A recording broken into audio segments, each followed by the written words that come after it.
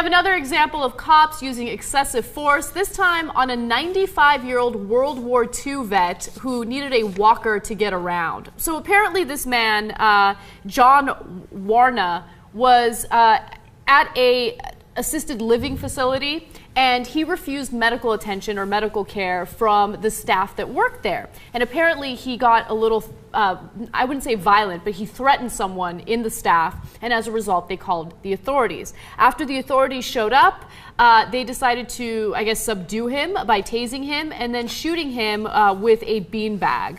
And as a result, he died of internal bleeding. Regarding his actual threats, he apparently threatened someone with his cane. Now, if you think you need to use deadly force for a 95-year-old threatening someone with a cane, there's something wrong with you, right? So let me also mention this. Details of this story are sketchy. There are conflicting reports. Of course, the authorities are accusing him of using a knife, a butcher knife, while threatening them. But then other reports say that no, he was using a cane. And I should also note that the staff said that he did not have a knife in his room. So it's inconceivable that he used a knife to threaten police authorities or police officials.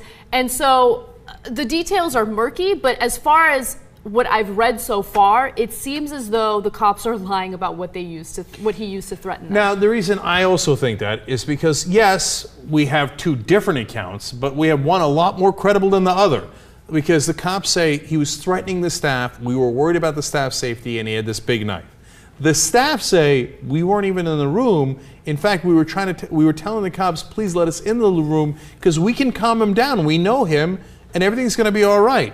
So not only was there, according to the staff, no knife, but they were definitely not threatened, and the cops wouldn't even let them use reasonable ways of trying to subdue this 95-year-old guy. Instead, they apparently came in with riot police shields and busted into his room.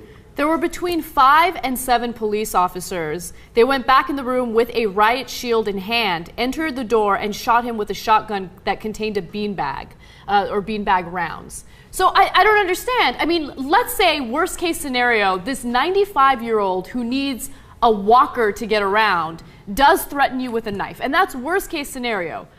5 to 7 police officers can't calm him down using the riot gear that they came in with? Yeah, if you have the riot gear, and look, he apparently, he put the knife aside for a second, had, like I said, his metal cane, which reminds me of like the old wrestling. I'm going to beat you with my cane, you pencil neck geek. And he had a 2-foot-long metal shoehorn. Okay, you've got the riot gear. You don't need to shoot him with a shotgun, even if it's a beanbag. Bring it down, and the tasing first. And no.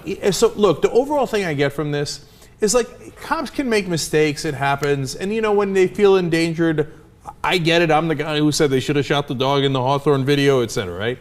But the overall problem is we've got this police state mentality, and the idea is always go in with overwhelming force. Now, they got the tanks and the police, different police units and stuff. Remember Steven Seagal bulldozed the house in Arizona, that goofball working with Sheriff Arpaio because there was some cockfighting, and so then he actually destroyed this house. So the whole idea is like you just go in with everything you got. It's a 95-year-old guy. Who cares? Let's shoot him. Let's do the riot thing and let's tase him. Just calm down for a second. What kind of a bad cop are you if you can't, just handle a 95-year-old with some degree of sense and reason and civility?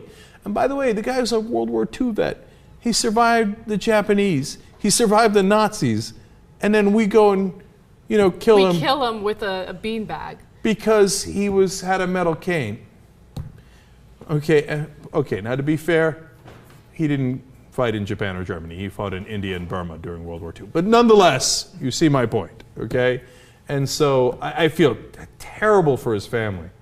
I mean, this guy survives all this, and then to die like this.